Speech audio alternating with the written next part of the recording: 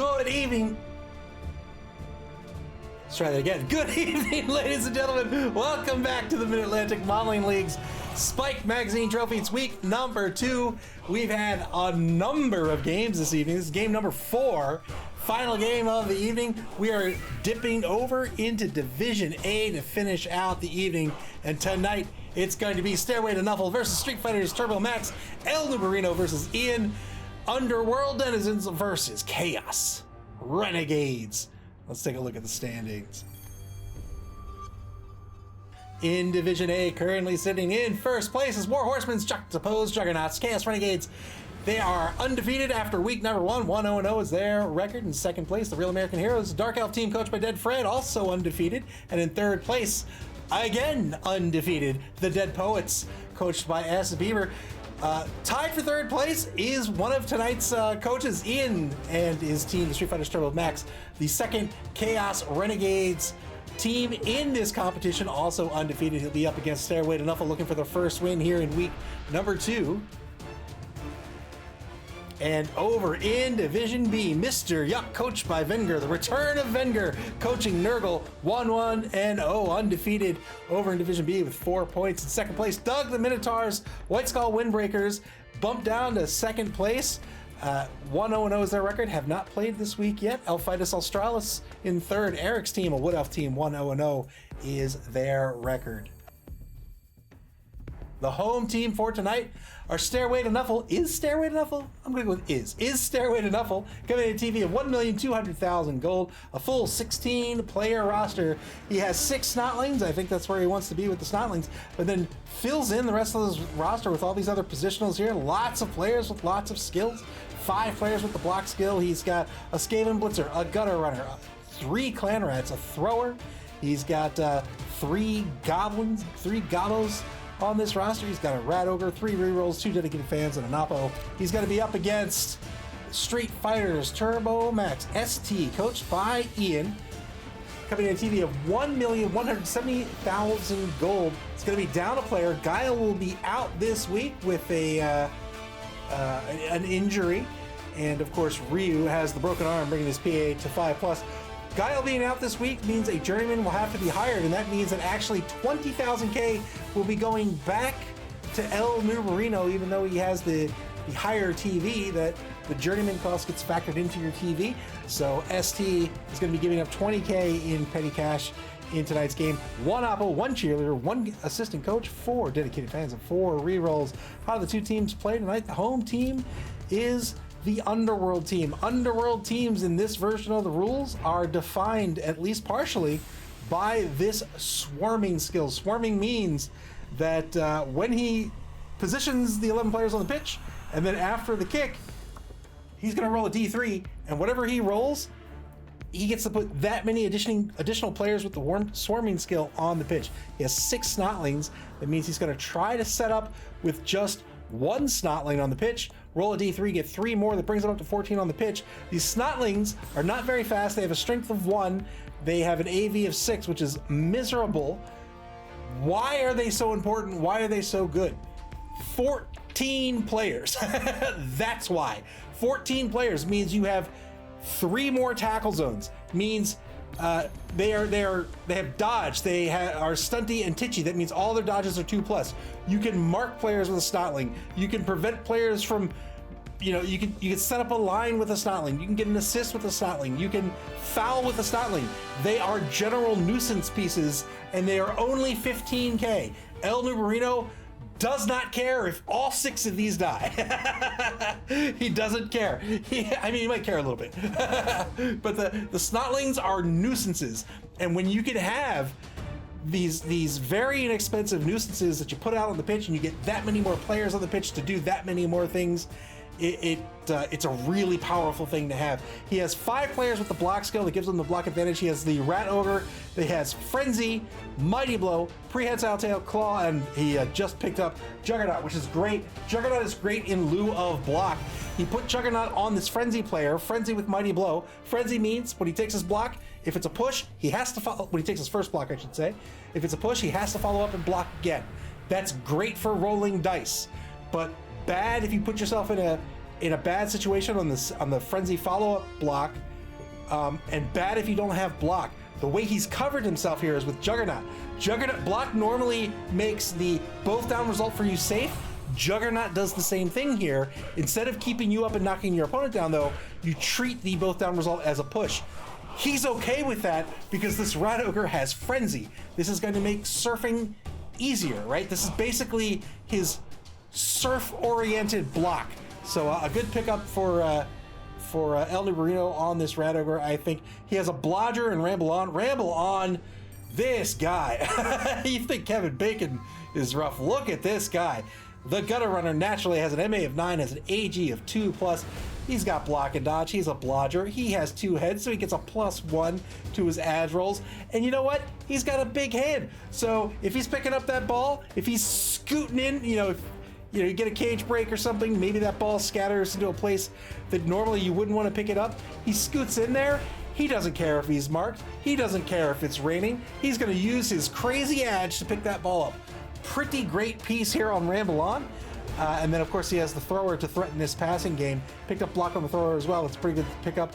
The 3 Goblin linemen round out this roster. And then, of course, he has Jump Up on number 10, Traveling Riverside Blues.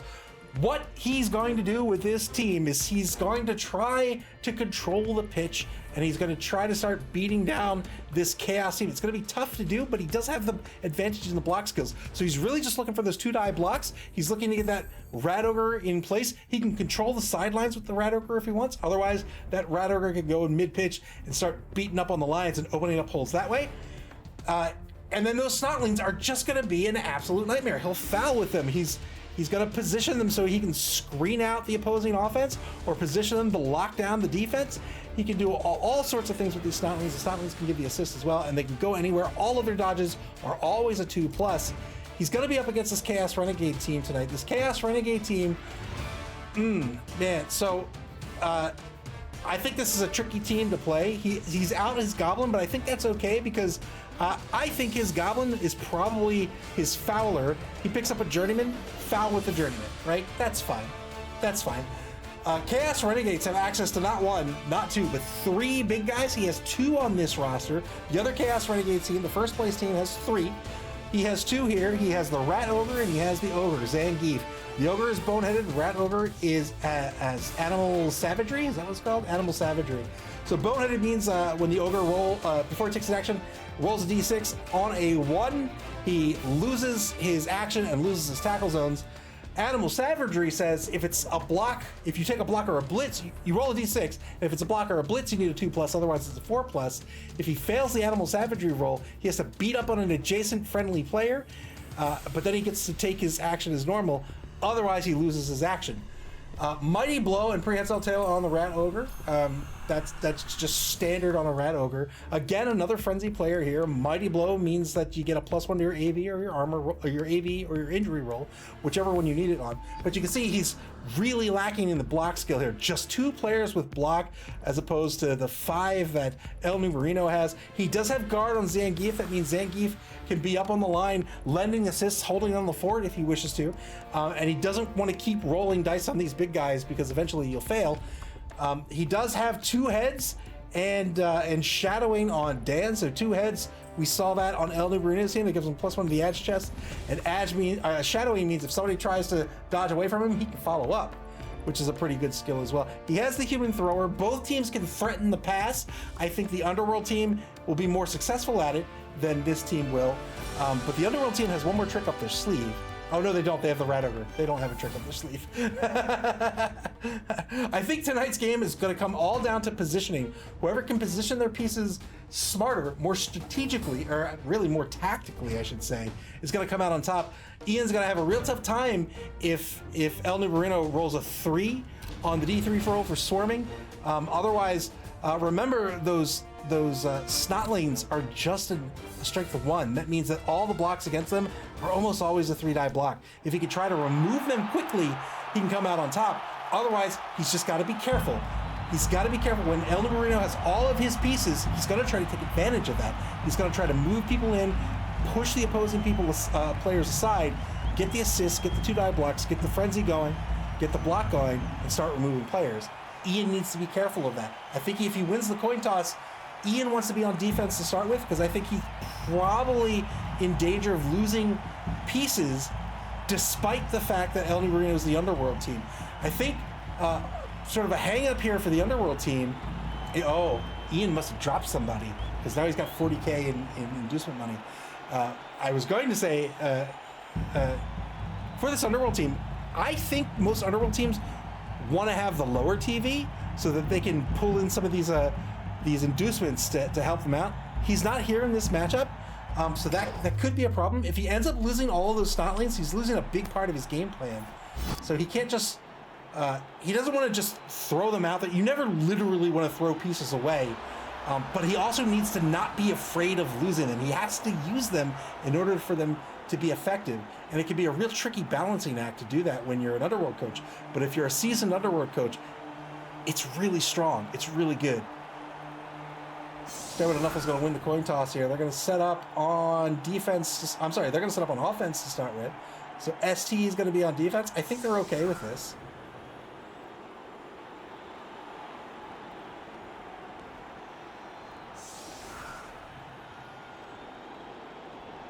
Vanru says a goo ogre.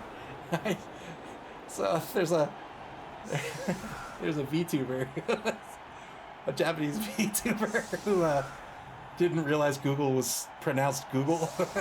She kept pronouncing it Googaloo. Googaloo. Googaloo. And then when she realized it was Google, she was like, what? What is that? Google. Google. You remind me of that. Very tight defensive formation here for ST. Giving up the wide zones here. Ooh, Stairway to Nuffle could score fairly easily here if they want to. Provided they can get the ball downfield. Let's see. 3-man defensive line for ST. They've got the Ogre in the middle there. Zangief with the block skill. Let me turn these skills off.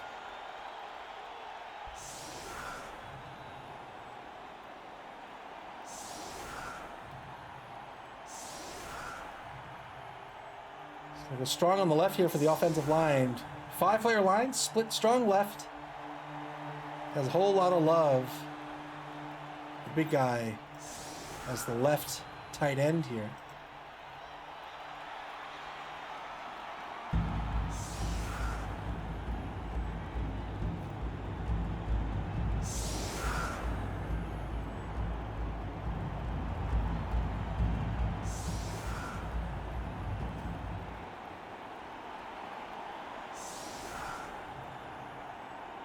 El Marino, a coach known for being very deliberative with his turns.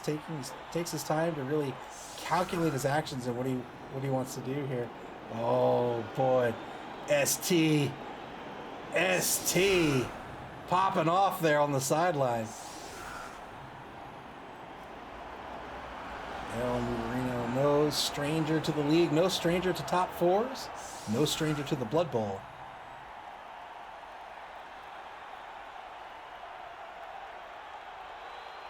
Here's the kick. Another team with a kicker. Oh, just rolled a 1 on the swarming roll. That's okay. That's still 12 players on the pitch. So we'll get a single player. There he is. 10 years gone. The number 15 Snotling out of the pitch for this drive.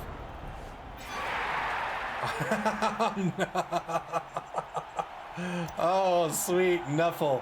And now a blitz from ST. ST rolled a 3 on their D3. They get 3 plus D3 players for a total of 6. So long as they're not marked, they get a free turn. Zangief is unmarked. Akuma, the number 2 Rat Ogre, not marked.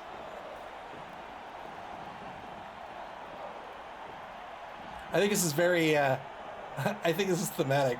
So Akuma has, I think without exception, maybe third strike. He was okay in third strike. He was good in third strike. But Akuma in Street Fighter historically, failed the animal savagery roll. Oh boy. Failed the 2 plus animal savagery roll. Will continue to take his turn, but knocks down Dalsum. 2-die blitz is a push. Frenzy follow up here. Get a push out of this as well. Akuma, traditionally really strong in Street Fighter games, and they balance him, quote unquote, balance him by making him very weak. his strength is very weak. And while, I mean, strength 5 is not weak, well, they make him weak by reducing his HP, I mean, is what I should say. He has very little health compared to other characters. And while AV 9 plus, I wouldn't say is a little bit, I think standard average on a big guy counts. So I think this is pretty thematic.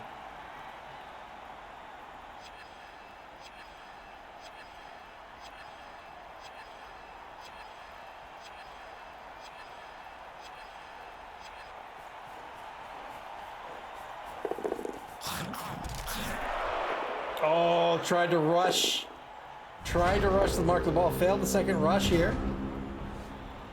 And now turn 1 to Stairway to Nuffle. Ken, the number 3 skate. You know what? If anybody's going to rush down somebody, it's going to be Ken Masters. And if anybody's going to get stunned for it, it's Ken Masters.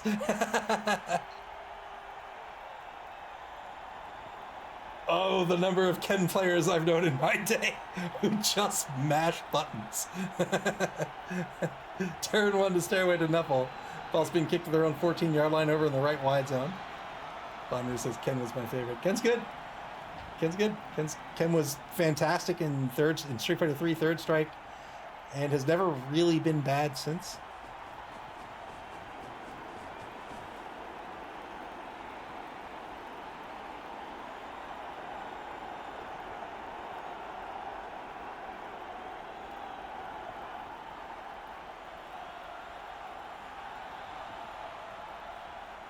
Yeah, Ken's never really been my playstyle. I mean, I guess arguably Street Fighter 2. I played Ryu in ST, but Ken was similar. He was different, but he was similar.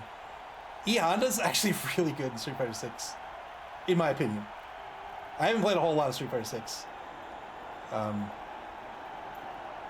I've ranted. I won't rant here. I've ranted before about how I don't like how fighting games are getting more and more offensive, rather than I really like the defensive options.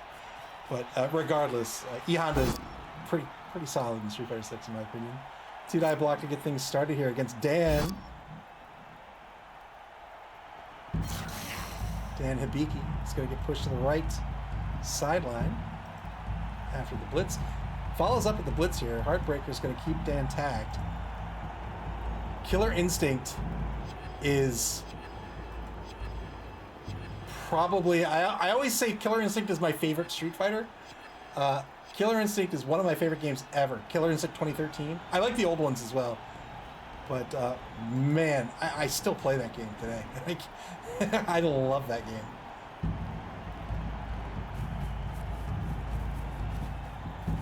Three-plus pickup. Fails the pickup, but has sure hands due to the thrower. Thrower has passing sure hands.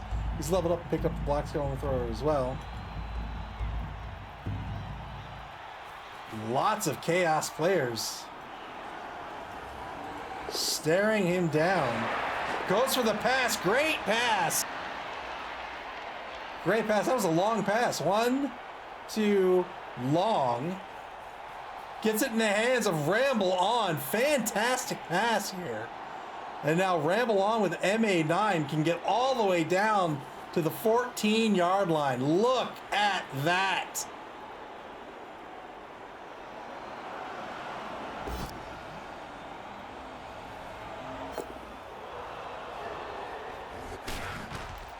Great pass.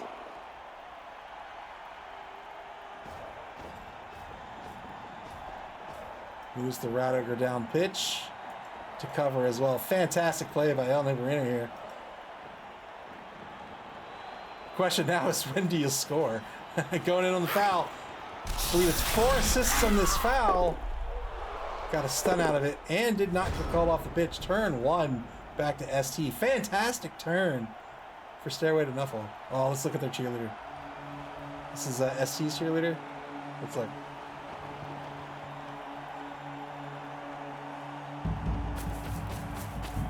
Oh man, look at that.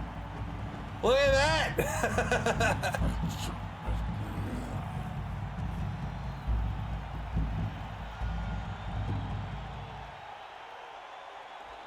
ST now has to place.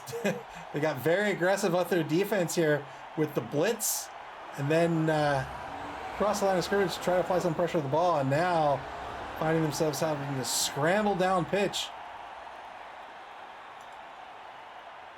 They try to take the blitz with Vega. She does need to hydrate. She's dry as a bone.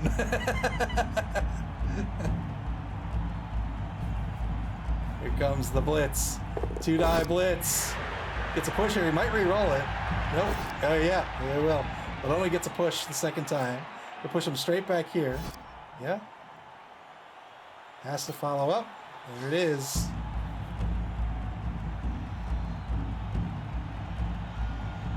Five seconds left on the clock. 3-die block back on traveling Riverside Blues.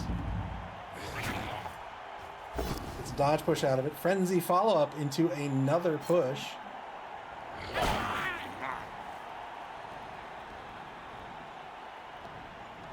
Frenzy can be really strong when you want to roll those dice.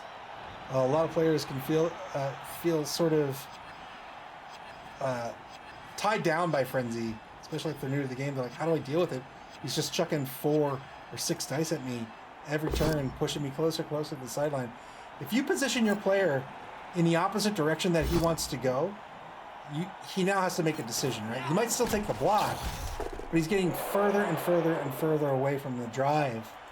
And that is taking that big player, that very powerful player, further and further away from consequential action.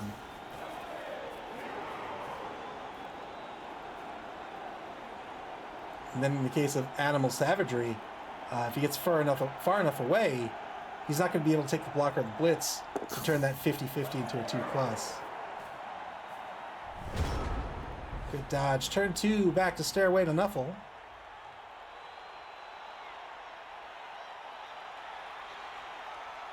Stairway to Nuffle after a single turn. Advanced all the way to the opposing 14-yard line, got pushed back on the blitz to the 12. They currently find themselves marked by Vega.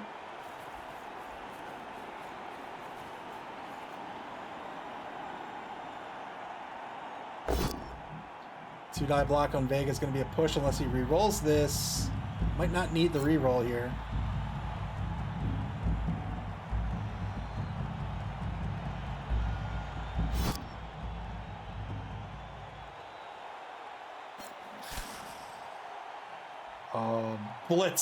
Blitz with Ramble on. Let's go. Do it.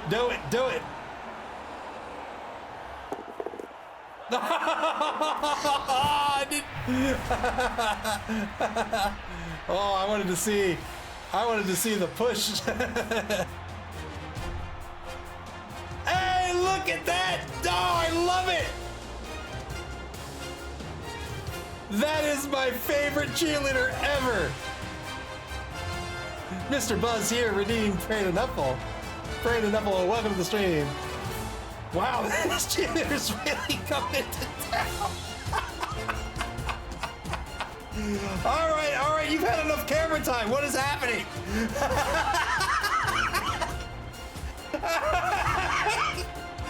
I can't deal with this. Stop it. Is her boyfriend the cameraman? What's happening? Oh, Mr. Buzz here, me too. I love that cheerleader.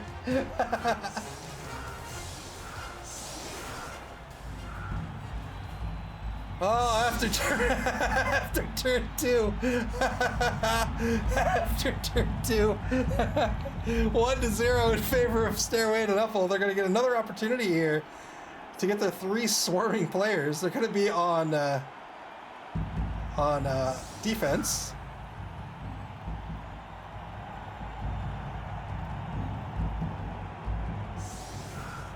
Helen Marina with this split anchor. 3-man defensive line on the right side. Matched with a 4-man offensive line, has a wide tight end to the left. I think the Rangers says I thought the game was broken. So did I. How can we turn that into merch? It's going to get 2 swarming players for this this drive. The Stairway to Nuffle. We'll have 13 players on the pitch, 13 versus 11. And once again, ST is going to win the kickoff event. They'll get 4 players to reposition here. Reposition any of them to one adjacent space, provided they aren't already marked. It's going to get Vega under the ball to receive.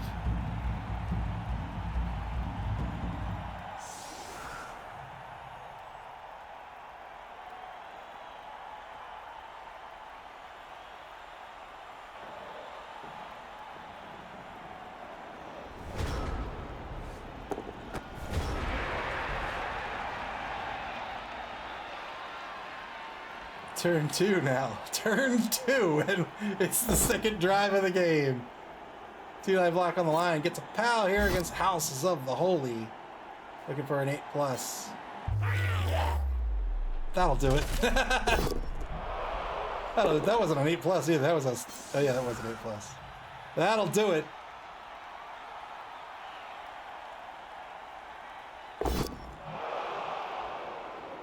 Got the kill. 1-man player advantage.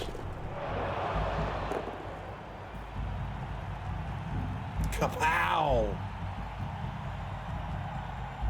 Gets a stun on the second block here.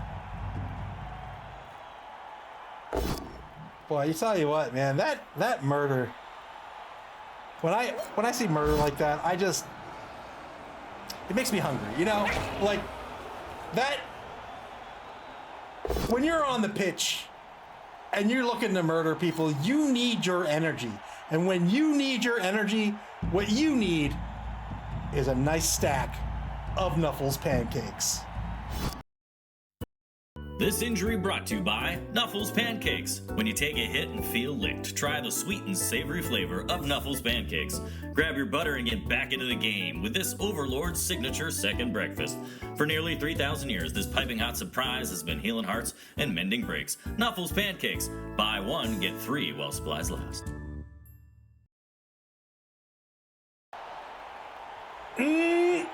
Delicious. Delicious and nutritious. Maybe. Depending on what they're made with.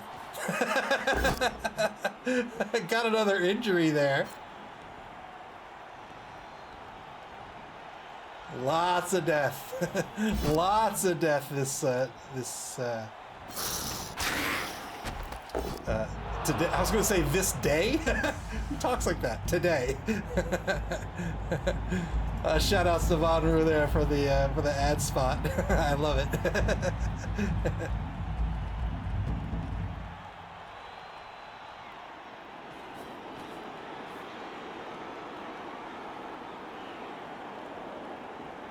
15 seconds left on the clock.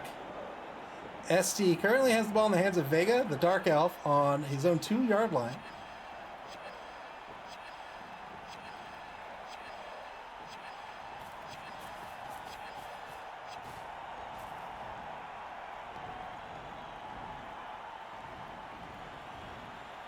You know what? I kind of want some pancakes now. Turn 3 back to Stairway to Nuffle. Hey! Ayo! Stairway to Nuffle. Their defense intact. The offense just marching right across the line of scrimmage and saying, "Come at me, bro."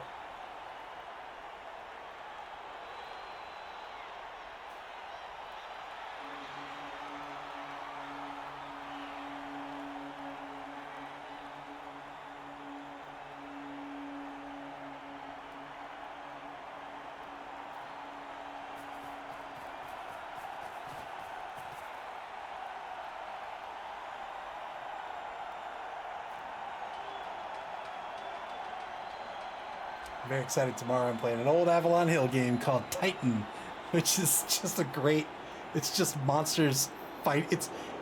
Imagine Godzilla, imagine Monsterverse, but as like a Do you? Yeah. Yeah, Titan's awesome. Titan's great. So I own Titan. I bought it at an auction some years ago. And yeah, Avalon Hill Titan. That's right. And I was a little sad when I opened it up.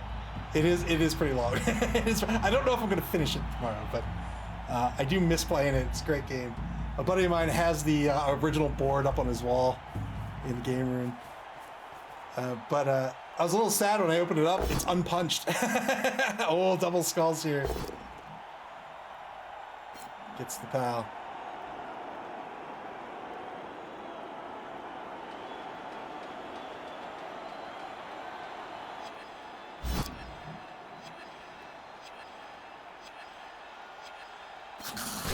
Yeah, but I'm also like, you know, I want to play it, so.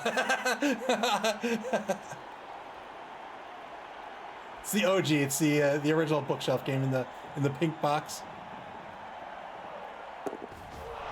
A number, quite a number. Wow, double skulls again. Re-rolls. Got through the loner roll. Let's see if it was worth it.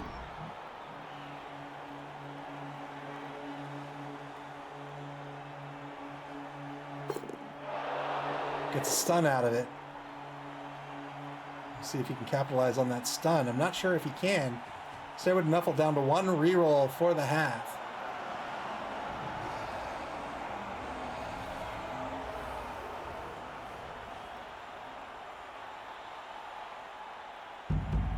I have a ton. So I grew up in Maryland, where Avalon Hill existed. So I was lucky enough to kind of grow up on the old Avalon Hill games. I have a lot of fond memories of them, and old GW games that I didn't even know were GW games at the time.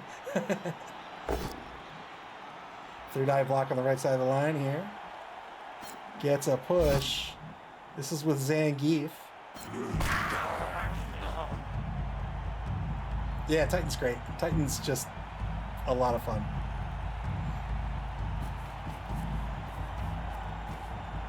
ST looking to carve out some of the pitch here on the right side of the pit. Carve out some of the field on the right side here.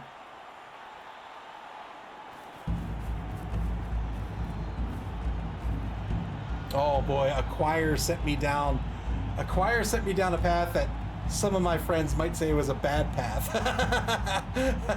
Acquire sent me down a path for an insatiable love of finance and negotiation games. I love 18xx games. Sidereal Confluence is probably my favorite negotiation game. You know, anything that has negotiations and some sort of price gaming. I have an 18xx, if you're unfamiliar, is it's a series of train games, but they're not really about, it's not like Ticket to Ride. You're actually buying and selling locomotive corporations, and so there's like, you know, the stock price goes up and goes down, and you're buying and selling shares and stuff. Anyhow, I have one called 1817, which goes way hard on the financial aspect. There's short selling.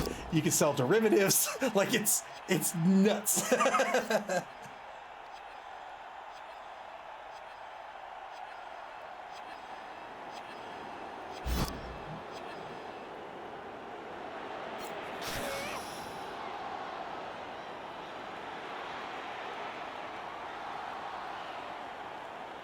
Gets pushed on the Snotling. Anytime a Snotling takes a block and stays on his feet, you praise Nuffle. 2-die block on Heartbreaker. The number 2 Skaven Blitzer will be a push.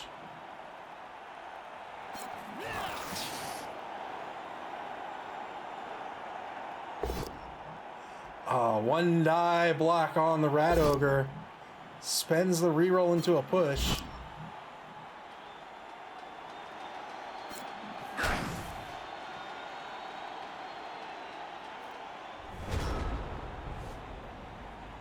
Hoping he'd get lucky on the block there. Didn't work out. Turn 4 back to Stairway to Nuffle now.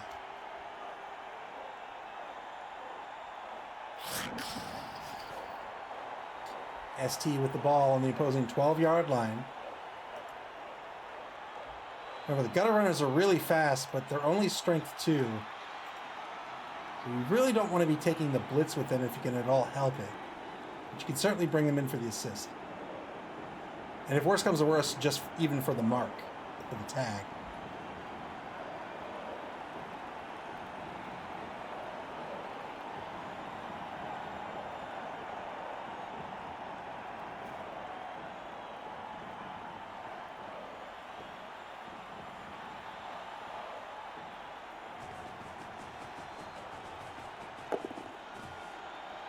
Rushes take a mark with the number 16 Snotling. He's marking Skullomania. Skullomania, the very best, the bestest character in Street Fighter EX. Breaks armor, gets a stun on Skullomania.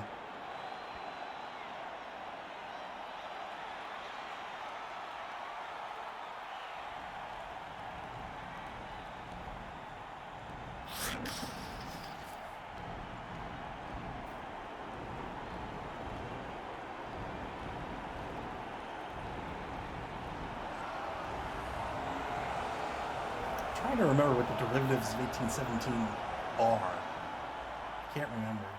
I can't remember the other mechanics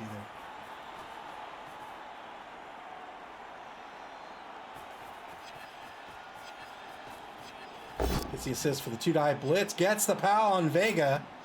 We'll see where this ball bounces. Can Vega stay on the pitch? AV9 plus.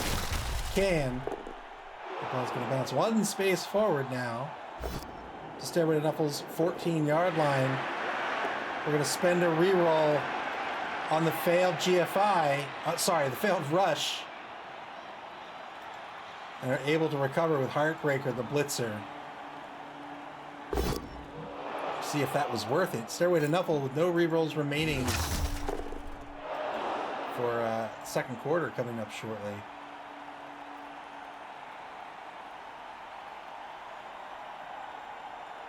Rushes used to be called going for it or GFI, go for it. And you may hear me make the mistake of calling it a GFI every now and again.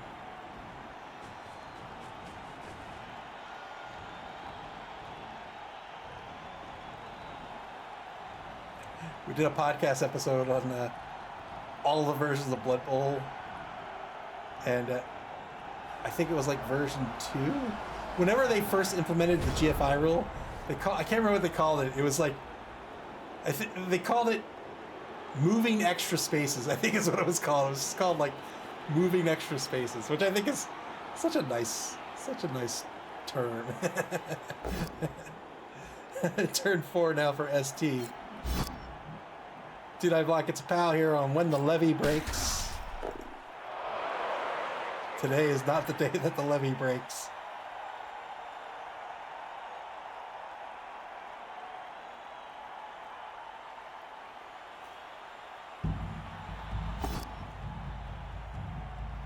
Two-die block and Stairway to Heaven. Mark Stairway to Heaven Sanchez gets a push here.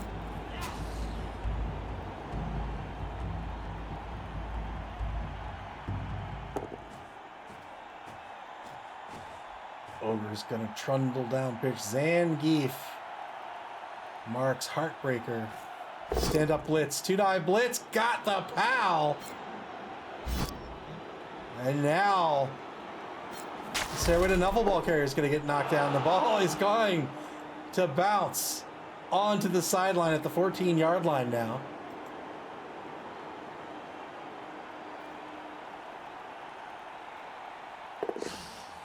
Two plus dodge to pick the ball up. Oh, I'm sorry, 2 plus dodge to get to the space, 2 plus to pick the ball up.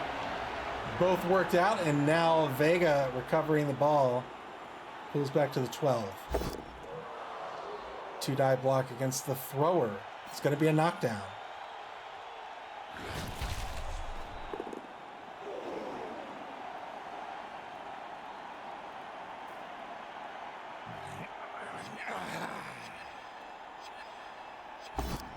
Aggressive fighting for the ball here, currently in the hands of Street Fighter's Turbo Max. 3-die block on 10 years gone. Remember, strength 1. If you can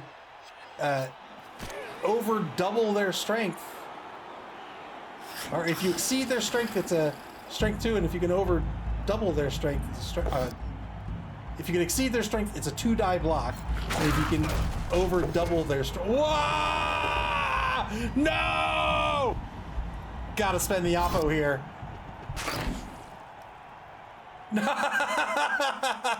You get the serious injury. Yeah. Oh boy. If you can over double the strength, then it's a 3-die block. So with a strength of 1, it's almost always a 3-die block. And that's because most pieces have at least strength 3. Turn 5 now for Stairway to Nuffle. Second quarter begins. SP Beaver, thank you for the bits.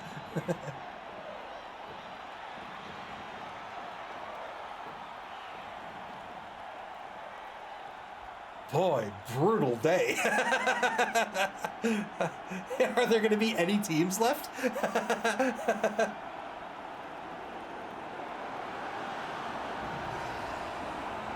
One more kill and everybody gets a free Minotaur. On me!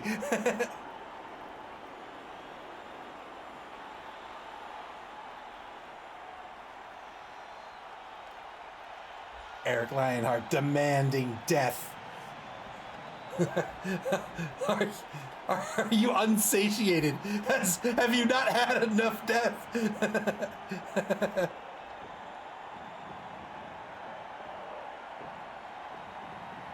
Start drawing.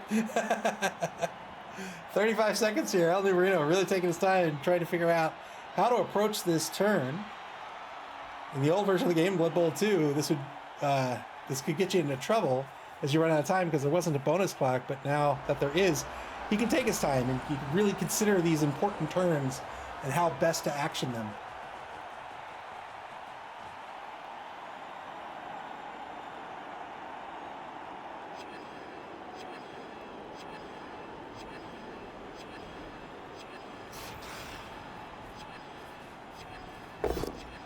Uphill blitz. It's going to be a knockdown on Heartbreaker, unfortunately. Went for the YOLO uphill blitz. Didn't work out. Turn 5 back to ST. They can walk this well. I guess I shouldn't say walk. But they can take a block and then walk this ball in. Blocking a blitz.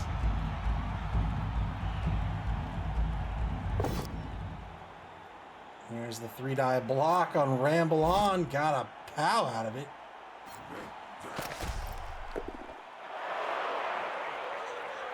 Perfect. And now the blitz on the Snotling. Oof.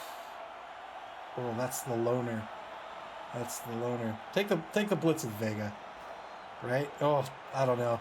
Oh, 3-die blitz with Vega. Got the pow here.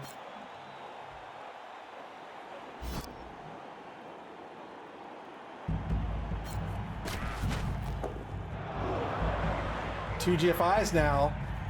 Ooh!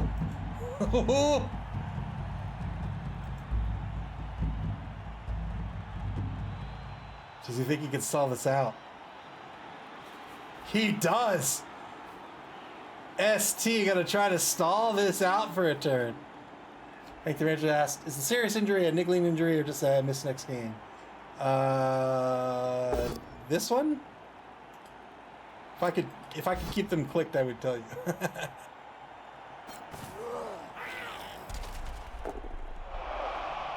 Gets a stun on number 8.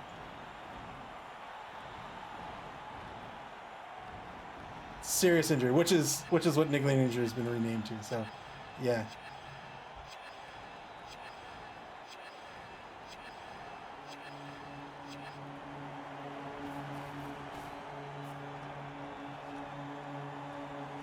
And now ST dipping back into bonus time. 5 minutes 37 seconds on the clock.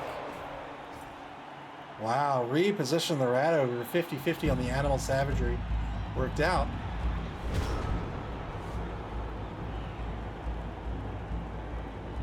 Turn Turn 6 for Stairway to Nuffle.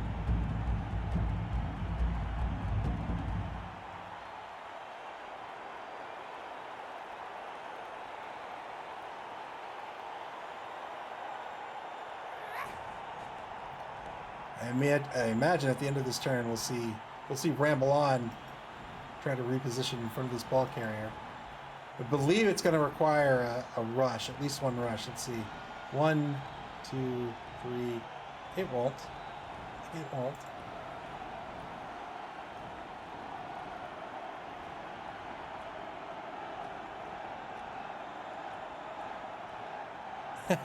Hank the Ranger says Nuffle hates stalling. Funny you say that, because in this version of the game, BB 2020, there's a prayers to Nuffle table now, and on it, so the game actually defines what stalling is, because there's a prayer to Nuffle where if you stall, you can be harmed if you stall.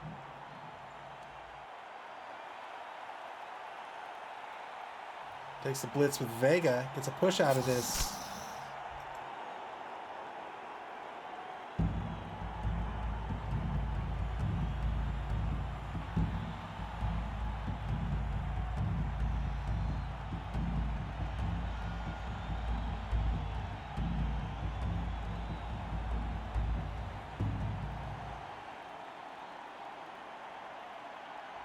$20 seconds left on the clock.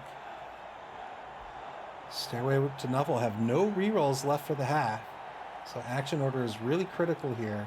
They need to be careful of what they do each and every turn.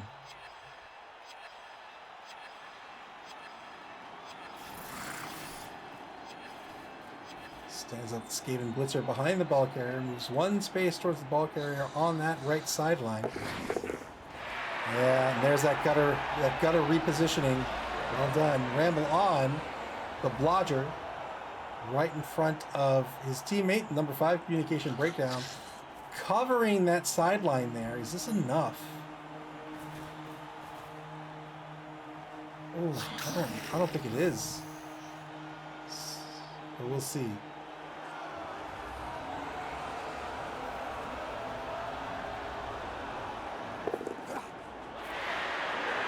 There's a Snotling from the line of scrimmage toward this ball. He won't get there anytime soon.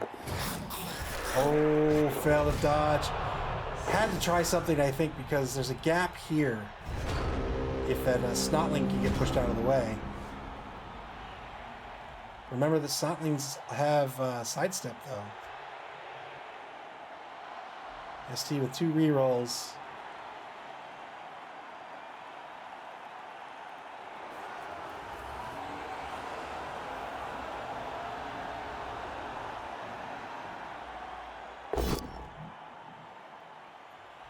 Two-die block on communication breakdown.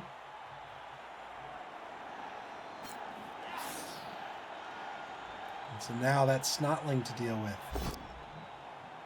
Failed the animal savagery roll. This was a 2+. Ooh.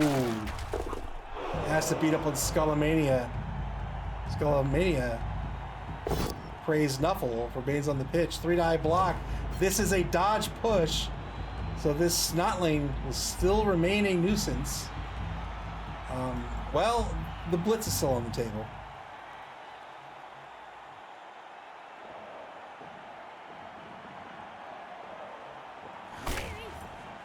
Stairway to Nuffle, deciding where to go.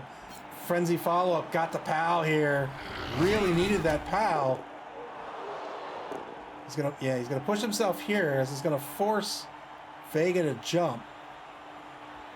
Also new to the game in BB 2020, you can jump over prone players. They no longer block your movement. Failed the boneheaded roll as well. 2 failed big guy rolls. Spends the re-roll. Got the POW, number 2.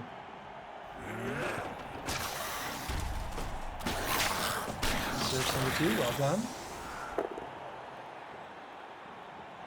Still has movement. Let's see. This is 6. 1, 2, 3, 4, 5, 6. I think he wants to move Zangief out of the way here. And then just leave this to a 2+ roll. Yep, that's the move.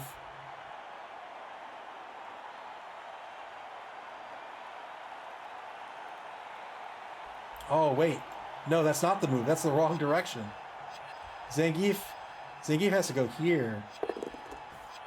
Oh, he's going to take the jump. I didn't realize the jump was a 2+ as well. That's fine.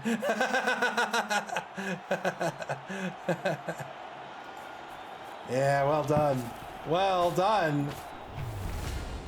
ST ties this ball game up 1-1. Hey, more cheerleaders! Hey! Oh, not as much airtime for the orc cheerleader, huh?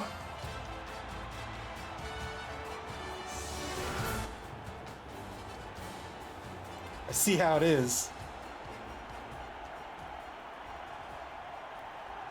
I'm gonna call, who's the cheerleader? Nancy. I'm gonna say Nancy knows somebody. No, it's not her boyfriend. She's married. She's married to the cameraman. That's what it is. The cameraman's her husband.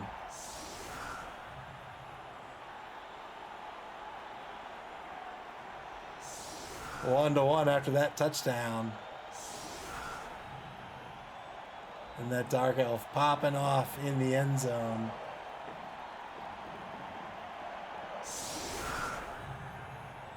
Four-man defensive line now for ST with 2 turns left to play in this half.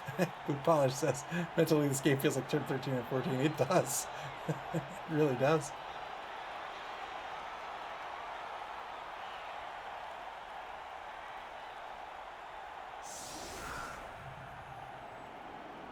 ST trying to screen out this pitch as much as possible while still leaving 3 linebackers in position.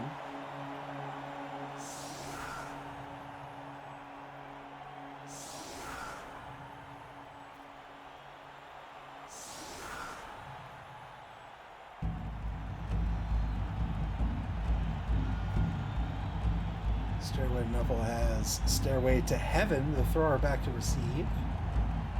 Is the sure hand skill. Probably puts Ramble on up near the line. Needs to be careful of the blitz on the kickoff event, but otherwise needs to book to score. Can absolutely do it in 2 turns.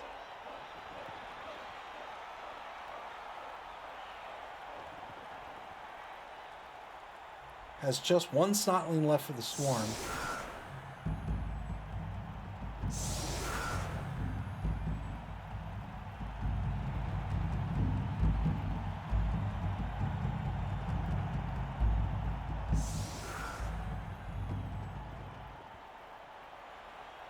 Here's the kick. ST wants his kick to go deep. Yeah, he'll get the extra player here. 1-man player advantage for Stairway to Nuffle. It'll be 12v11 on the pitch.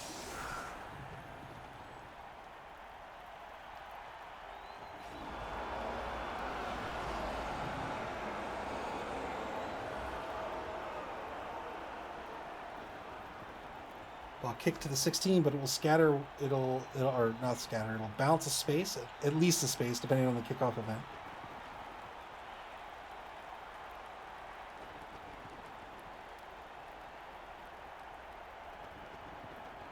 El Numerino deciding where to put that snotling.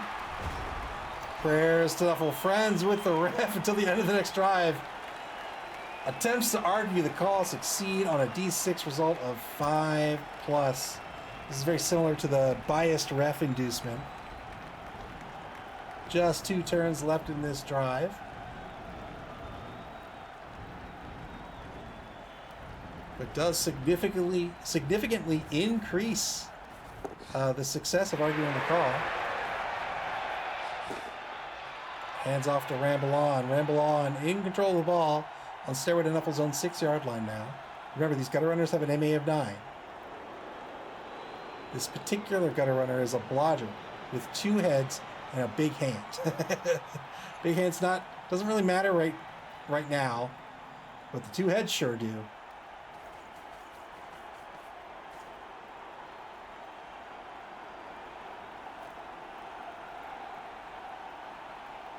I love how the bloodstains stay on the pitch. I love it. It's great.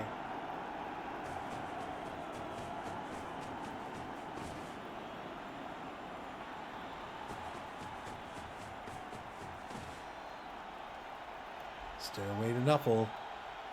Marking Zangief with 10 years gone. The little snotling full of bravery.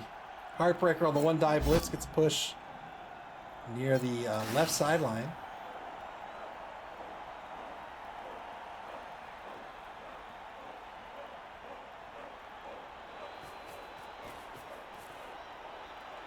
He's going to try to protect this gutter runner as much as he can. Gutter runner is going to end up on the 12. Half cage on the left sideline. At the opposing 12-yard line. Two-die block is a pal here against Sagat. No more tiger knees for Sagat. That's a KO. Two-man player advantage now for Stairway to Nuffle. Another pal, this time against the journeyman, number 4. Lisalat? Doesn't break armor.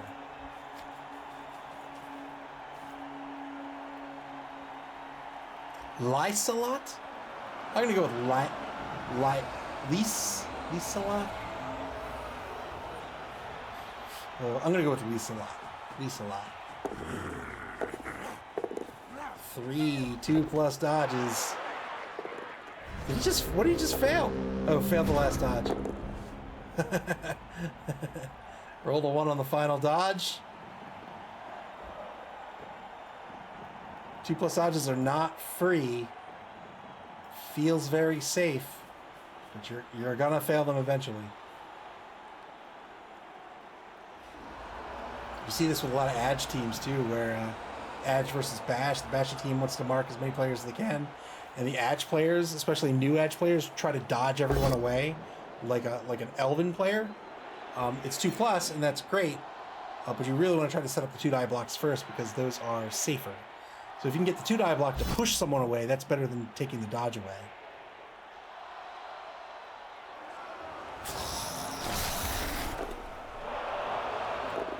Blitz's Black Dog, the number 4 Skaven Clan Rat, gets a stun out of it.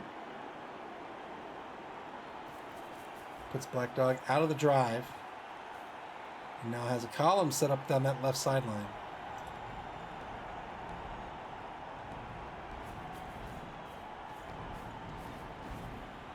Nowhere for the gutter runner to go except jump here, dodge here, dodge here. Oh boy, look at that. ST stacking that sideline. Let's see, Ramblon can go 1, 2, 3, 4, 5, 6, 7, 8, 9. So he can afford 2, right? So 1, which is the same as this, which means he'll take the block on Vega. 2, 3, 4, 5, 6, 7, 8, 9, and then a rush to score.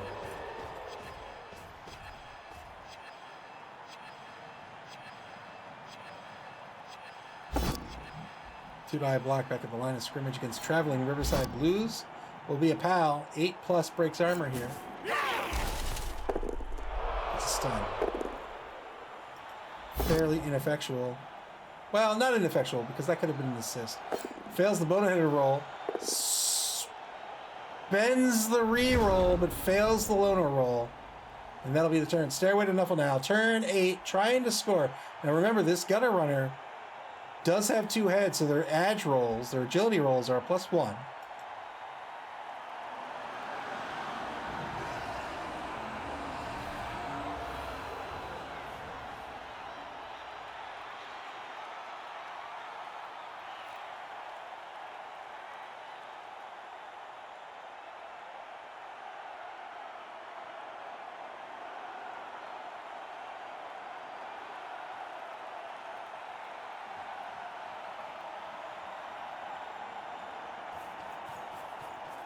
Straight up blitz. So he's going to blitz from this side.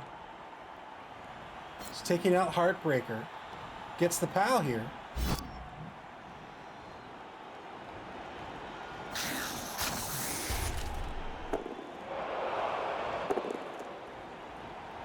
And now it's a 1, 2, 3, 4, 5, 6, 7, 8, 9. Well done.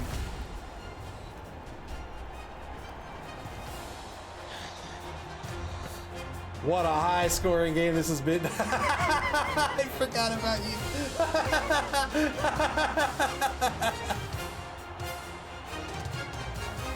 Yeah! Who did this animation? I love it.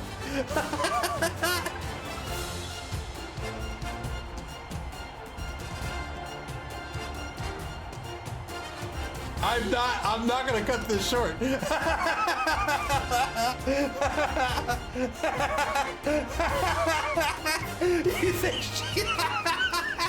think she's dead, and she just gets right back up.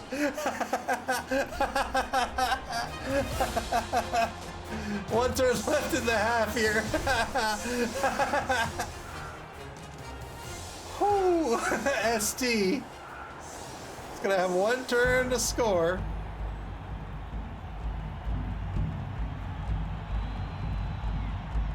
Anchor formation here for Stairway to Nuffle.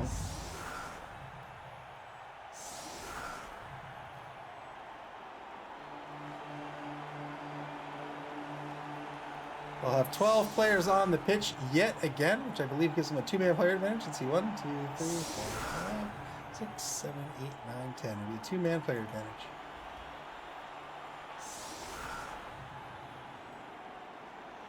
Not that it matters for this drive, but certainly will for beginning of the second half.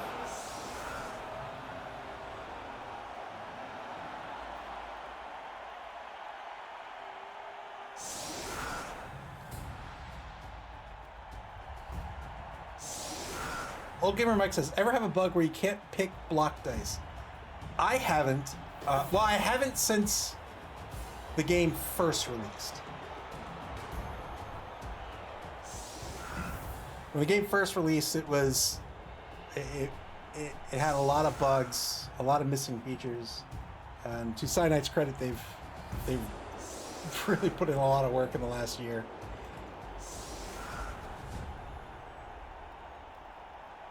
Oh, that's unfortunate. Yeah, I've noticed some regressions, like when you're spectating a game, you can't see the stat screen. I don't even know if it's spectating. It might just be that you can't see the stat screen at all. I think the Ranger says, Ian retired from guest commentary. I don't know. I don't know. Oh, no! Oh, Hank the Ranger! Praise Nuffle indeed! We have sweltering heat!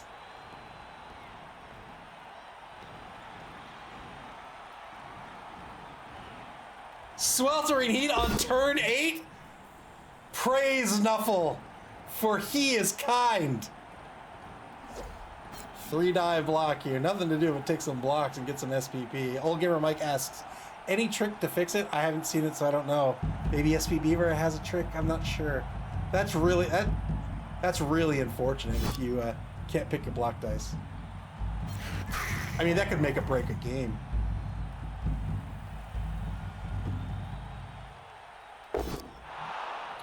Three-die block with Akuma against the number 16 Snotling. Basically a 5+ on the AV here. Got a KO. We'll see if it sticks. Sweltering heat means at the beginning of every drive, everyone's rolling a D6. And on a 6, I think it's on a 6. It's on a 6 or a 1. They will be out of the drive with heat stroke.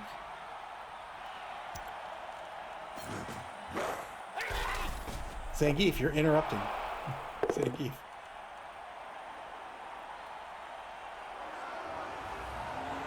Oh, it's different. Okay, so it is different. It's D3 players are chosen. So it's not as ridiculous as it used to be.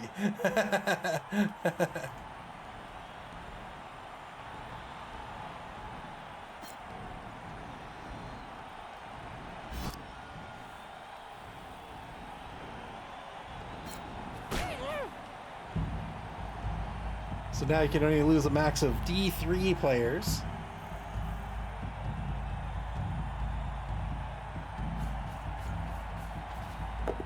Vega going to pick up and pass for some SPP. Come on. Come on. Come on. Come on. That's the end of the first half. Oh boy. All 3 lost for Stairway to Nuffle, and 3 lost for ST. Praise Nuffle. All 6 removed.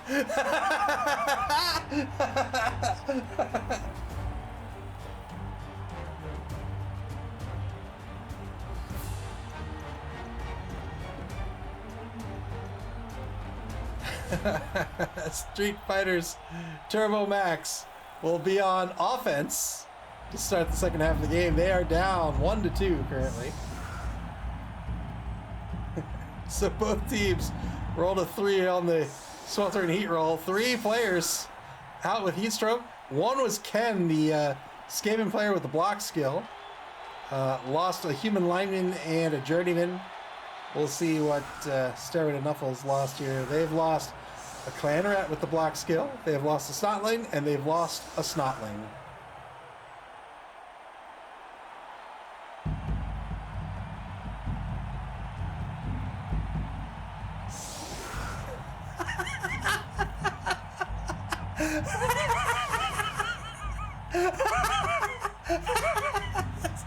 Berserker Tempest, thank you for the sub. It's very kind of you. You know what? I couldn't think of a better phrase to describe today's games as W-O.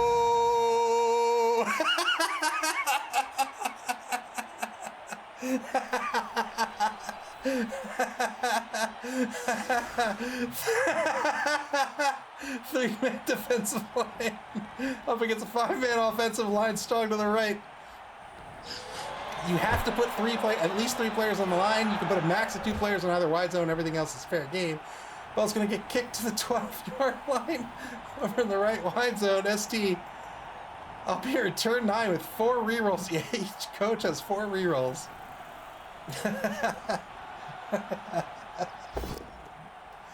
3-9 block to get things started. I'm down by the seaside.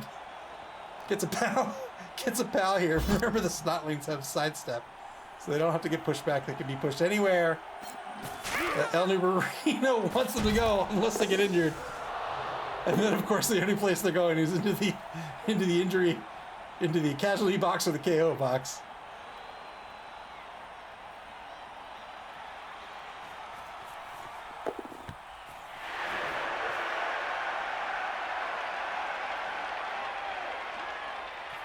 Another snotling removed. Good 2+ pickup here by Vega. Ball now on ST's 8-yard line.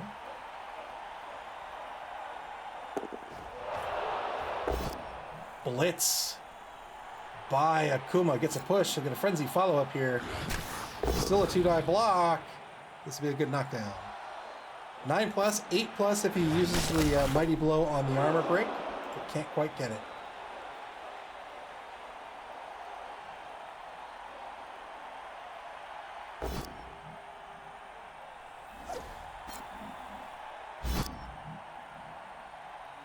Dodge push on the center defensive tackle.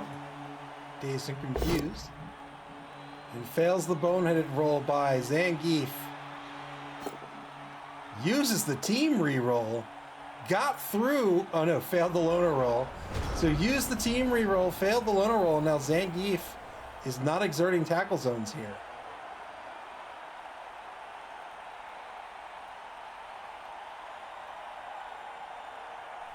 So now there's a bit of a gap where players can come in here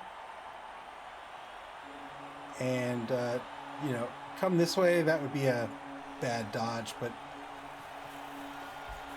could come in this way on the blitz, or even come in this way on the blitz.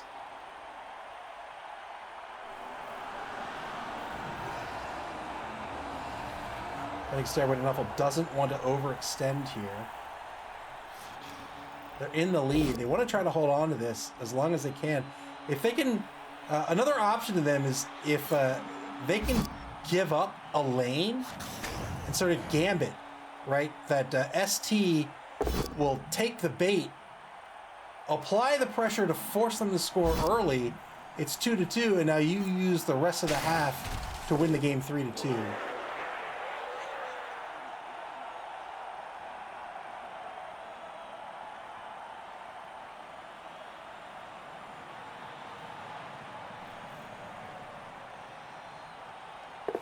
Berserker Tempest says, Snotling toss on the ball carrier. You can absolutely do that. you can I don't think anybody here can throw, right? Nobody has a troll. But yeah, you can use your players with the right stuff as ammunition. Berserker Tempest says, I do.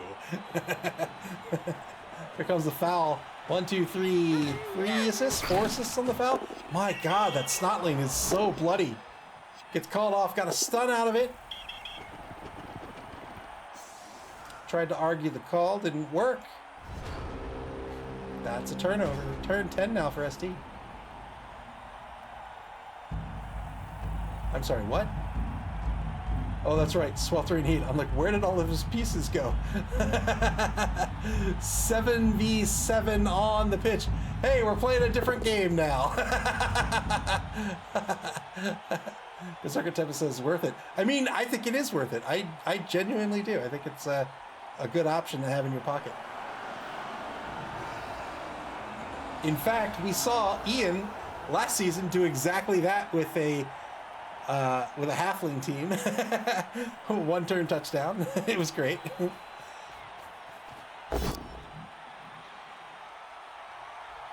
Denied blitz with the ball carrier. Gets a POW and dazed and confused. Gonna cross the line of scrimmage here. The ball's gonna be on the opposing 4-yard line. No more movement left with the Dark Elf unless he wishes to rush, which he does not. Dan Hibiki, the number 7 human lineman, is going to move next to the Dark Elf, just to the right side. Dan Hibiki has 2 heads. Who knew?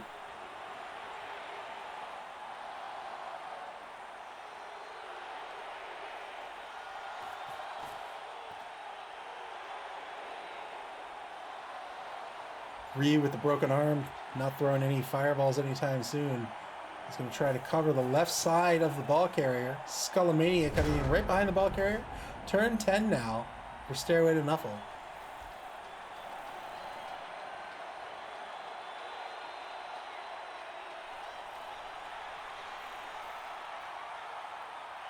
Old Gamer Mike says, so going to find out what happens soon when the timer runs out. Hopefully that fixes the bug even if I go down. Oh, are you playing and you can't choose your dice?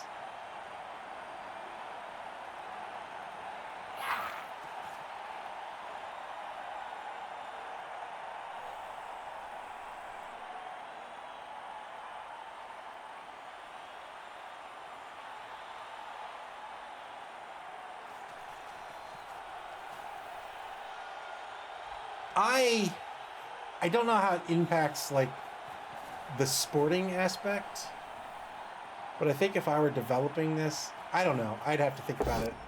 It's like a design question, really. But my gut tells me that, like, if I were writing this feature, that if time runs out for the player, just call a function that just determines his best option for him, and just if he's not going to give me an option, just pick that option. It's not all, sometimes it's situational, right? Like sometimes with a frenzy, or for example, you want to push, but I don't know. Like, I don't know what else you would do if they don't pick a die. Is it just like a turnover?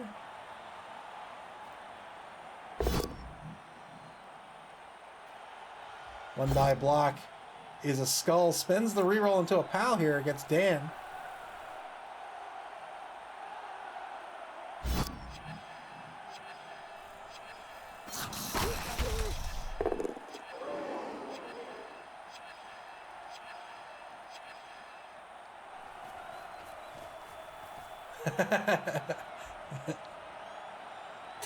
Oh, it knocks you down, huh? Was that an option? Was that an option for the dice?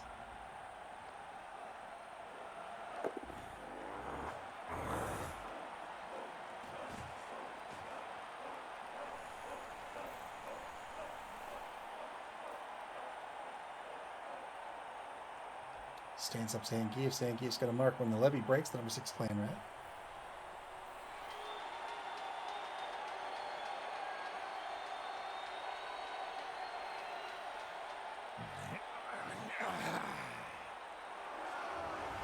So maybe it does do what I was saying. It just chooses your worst result instead, which I can, you know, I can see that being fine as well from a design perspective without having thought about it for more than 14 seconds.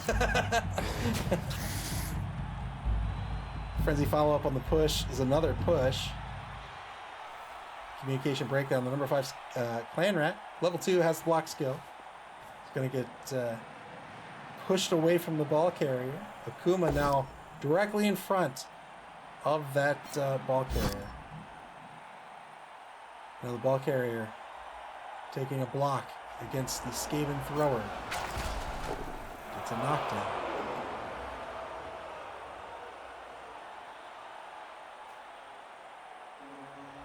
There used to be a bug in the game where I think it was if you passed, the game would lock up. that was rough.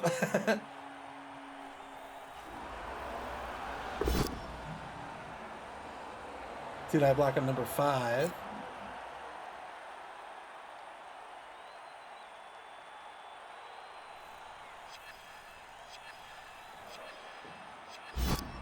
Bitwise Bard. Bitwise Bard says, that was a feature. Look, this is Blood Bowl, not Pass Ball. Come on. Turn 11. Stairway to Nuffle now. Both teams in a 7 scrum at this point. Ball's currently on Stairway to Nuffle's 2-yard line.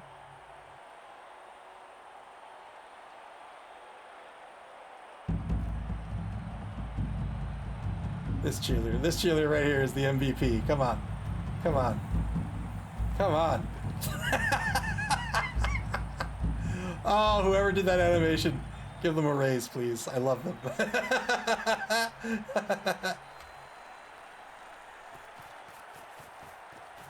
Blitz on the ball carrier after the rush. 1-die blitz. Gets a push here. Is he going to re-roll it? Oh, he is going to re-roll it. It's going to be another push here.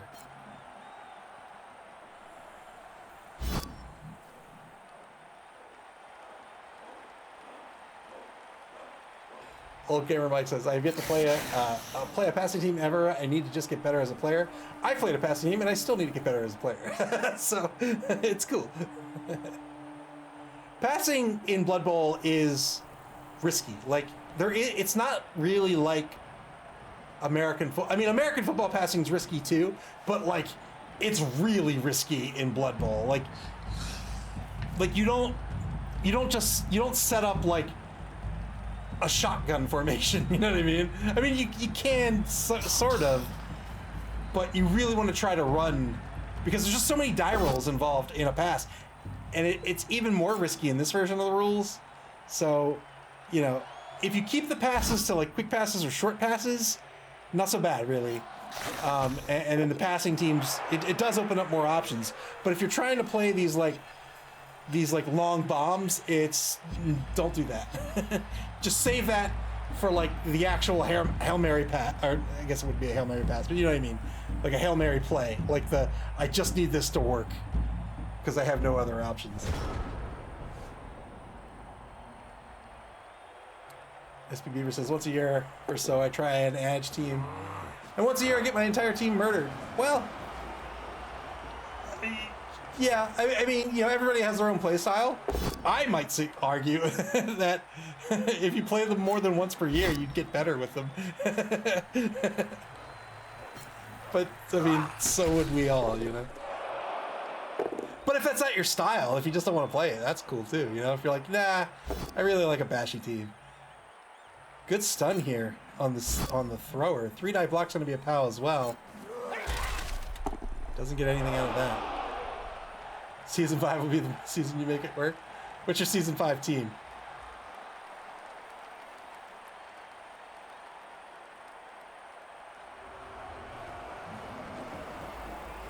Oh, all right. I'm going to hold you to it. Season 5, Wood Elves. SP Beaver, Wood Elves.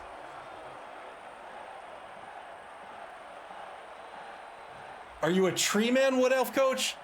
Or are you a no tree man, a no big guy Wood Elf coach?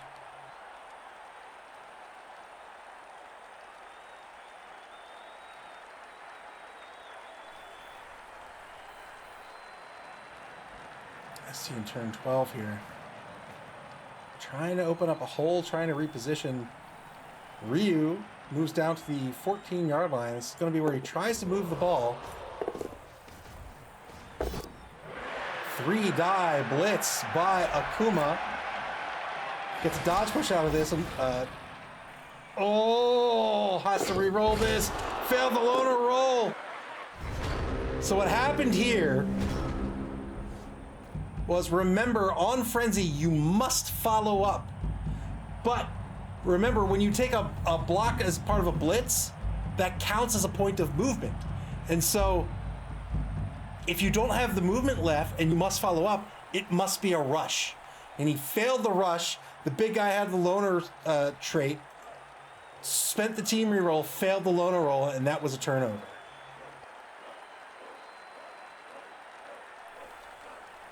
I love tree men. Tree men are awesome. Look, a tree man intercepted a ball. What more do you want? 3+ dodge to Mark Vega, the ball carrier, currently here in turn 12, final turn of the third quarter.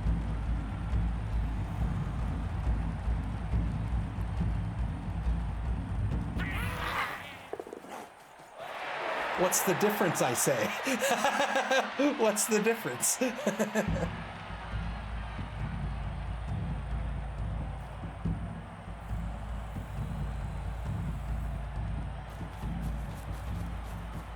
comes the blitz. Rush blitz. So a 1-die blitz on Vega is going to be a push.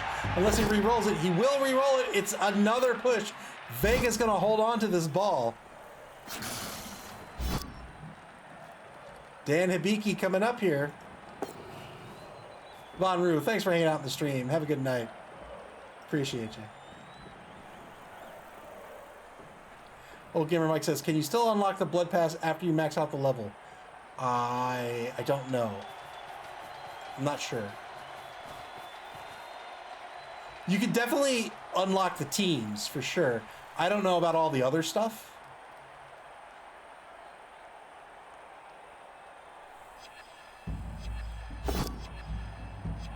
3+ dodge fails here.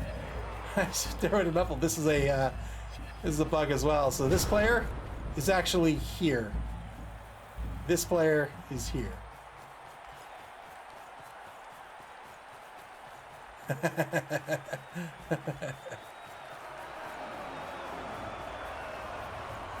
Fourth quarter begins.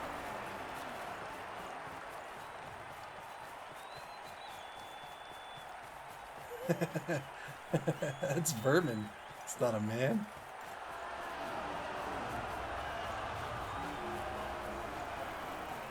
It's right here. 2-die block on where the levy breaks. Gets a push here.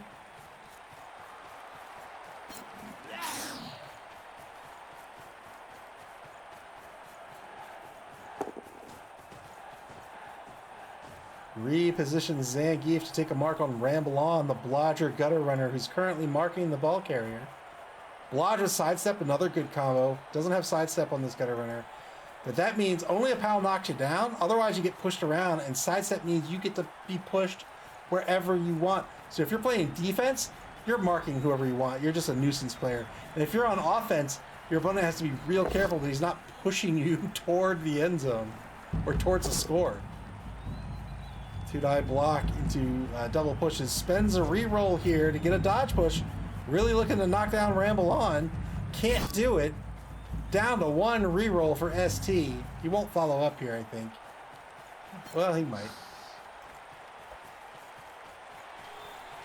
Spent this as a blitz, meaning he wants to move. AG2 is a 2+ -1 for every mark he moves into. It doesn't matter here. Did the positive dodge. Failed the dodge, spent the reroll, worked out. Now we have two phantom players. There he goes. He's over here now. Ball carrier is going to shoot out back to the right wide zone on the 4-yard line. Tried to reposition Akuma. 50-50 roll on the Animal Savagery didn't work out. Akuma's going to remain prone. ST back into bonus time. 4 minutes, 47 seconds on the clock. 2-die block against Dazed and Confused will be a dodge push.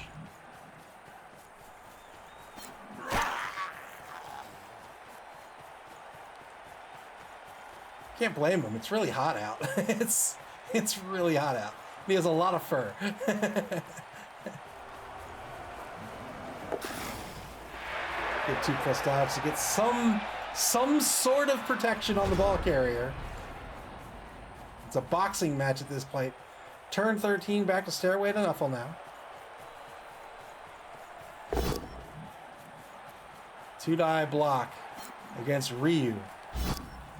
Gets the knockdown. You broke the man's arm. What else do you want to break? Just knock him out cold. Ryu can't throw fireballs. He gets knocked out.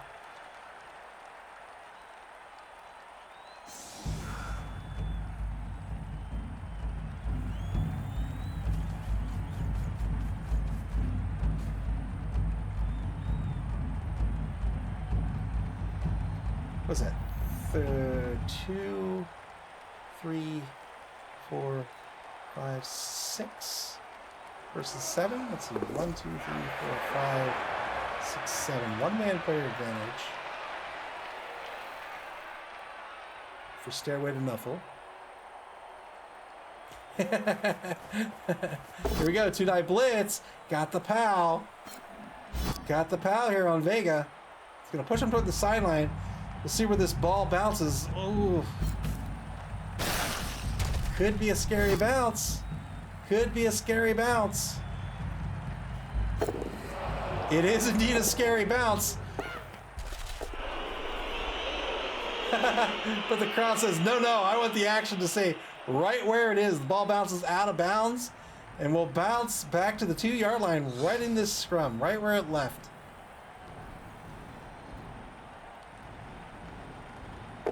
I really want to play. I haven't played Gutter Bowl, but other than Gutter Bowl and one other, I've played every version of Blood Bowl. But the one I really want to play is Death Bowl, with the 2v or the four players on the cross pitch. Good recovery here by Ramble On. 2 dodges. The shadowing player can't follow. Turn 14 now for ST. This gutter runner is now in scoring position. 2 rushes would do it. But really, just getting toward the end zone would be enough. Going for the 2-die blitz. Got the POW on Ramble On. Needed the POW. Got the POW. He's going to push him a space back. Doesn't want this ball to scatter out of bounds. Bounce, I should say. Scatter means something else. And the ball's going to bounce to the right. It's now on the 2-yard line. On the Stairway to Nuffle 2-yard line on the right sideline here. Marked by Traveling Riverside Blues, the number 10 Goblin, and Dan Hibiki, the number 7 Human Lineman. Oh, they are duking it out here. And Stairway to Nuffle would be fine if this ball stays here for the rest of the game. They're in the lead 2-1 right now. ST with no re-rolls remaining. The Rat Ogre again failing the Animal Savagery roll all the way back on ST's own 16-yard line. Prone and confused. Maybe a little hot. Tried a 4+ dodge with Vega. Didn't work out. That's a turnover. Turn 14. Back to Stairway to Nuffle. Neither team with any re-rolls remaining.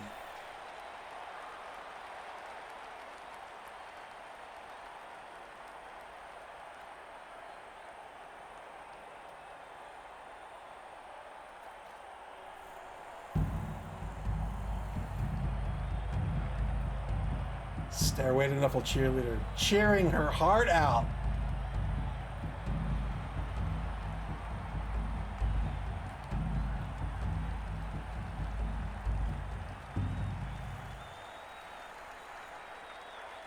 About 40 seconds have passed in this turn. No action yet.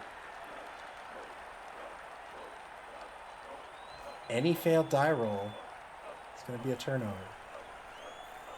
In the game of Blood Bowl, most failed die rolls are a turnover.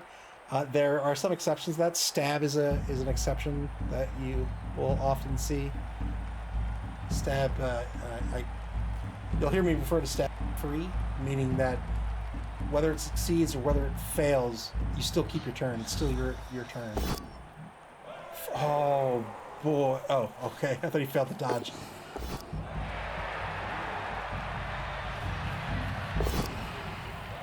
Six plus on the shadowing. Can he get this one? Can he get this one? Good dodge, good dodge, good dodge. Failed all the shadowing rolls, but he was prone, so it costs 3 to stand up, which means can no longer get into the end zone this turn. Failing to throw a snotling does cause a turnover. Indeed it does. Vomits another one. Yeah, good call. Now the blitz on Dan Hibiki got the knockdown. This is a critical knockdown here. Doesn't want Dan coming after that gutter runner again.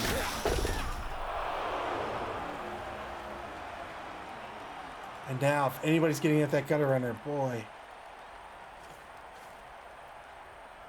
it's going to be a hassle.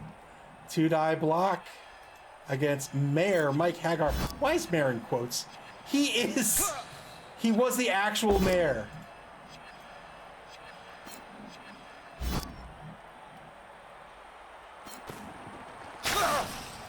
Oh, great stun here. That stun's going to put that player out, effectively out for the rest of the game. Poor Mike Hagar.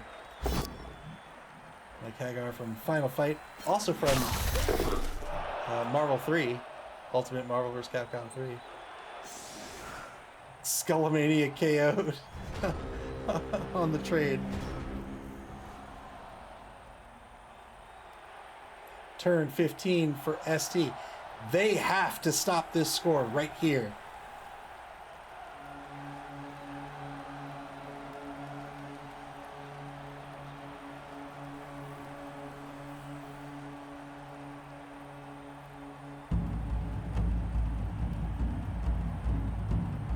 No rerolls left. Zangief can't really get here. It's a 50-50 dodge to a rush blitz. And there's boneheaded on top of that.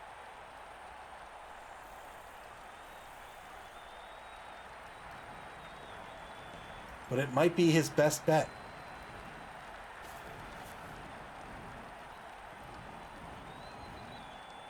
Yeah, Hank the Ranger makes a good point. I think it has to be. I think Vega's got to go down pitch.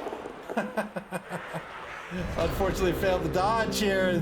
That's going to put this game away. Stairway to Nuffle going to waltz this ball in. Ramble On's going to pick up 3 more SPP. He actually might stall this out for a turn. Yeah, stall this out for a turn. Nobody can get at him.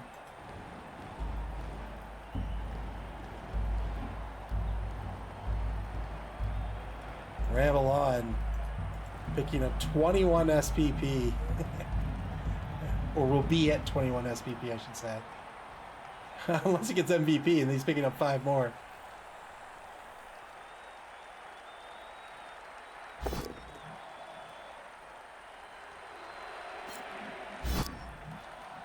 Real hard fought match here. Right at center pitch over on the right wide zone for about half of the half, or a full quarter. A good surf here. And that 2-headed gutter runner was able to slink away with the ball. Stairway to Nuffle's going to win this one 3-1. Very well-deserved win.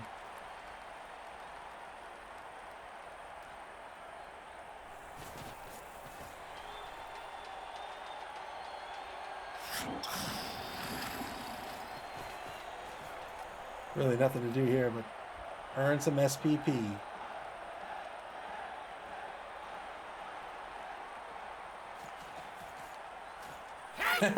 Or foul as well.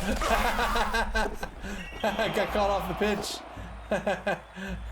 Got a stun out of it. But it does mean Traveling Riverside Blues will remain safe and gets them off the pitch here.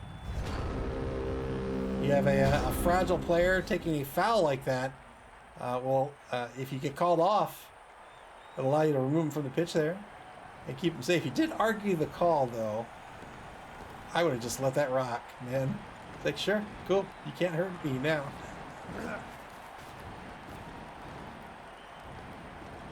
Turn 16 for ST. They cannot get at the ball carrier.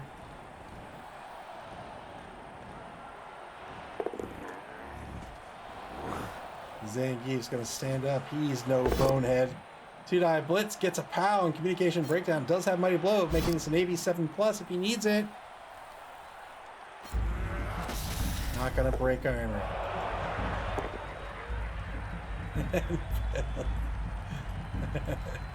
I think that's the game.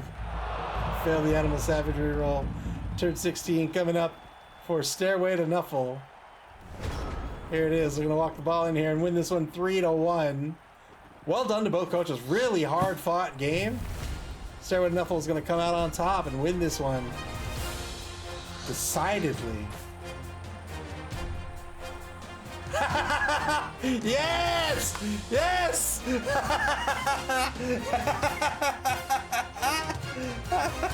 One last time. Let's see it. Let's go.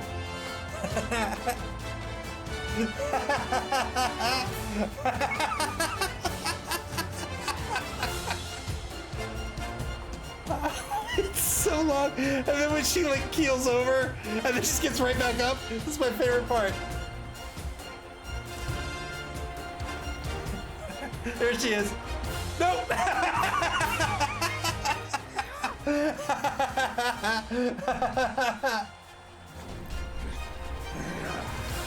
Oh boy, why is this still going on? All right.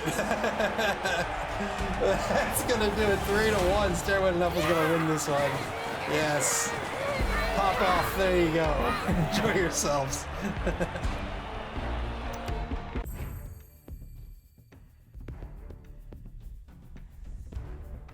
And Stairway to Nuffle is going to advance into second place here in week 2 with their win, just behind the Juxtaposed Juggernauts. Juxtaposed Juggernauts are playing this week, I think. I don't remember who has the buys. I keep meaning to make note of who has the buys, and I don't remember who does. Oh yeah, Juxtaposed Juggernauts are going to play Cenozoic Park. Yeah, so good games there. Good game by both coaches. Still plenty of weeks left in the Spike Magazine Trophy. It's a 9-week regulation. It's actually only 8 plays. One team's going to get a bye. So lots and lots of matches left to play in this competition before the cut to top 4.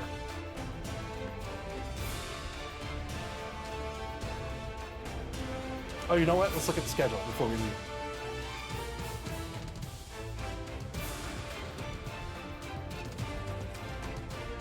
And that's going to do it for this long day of Blood Bowl. It was a ton of fun. I love this game.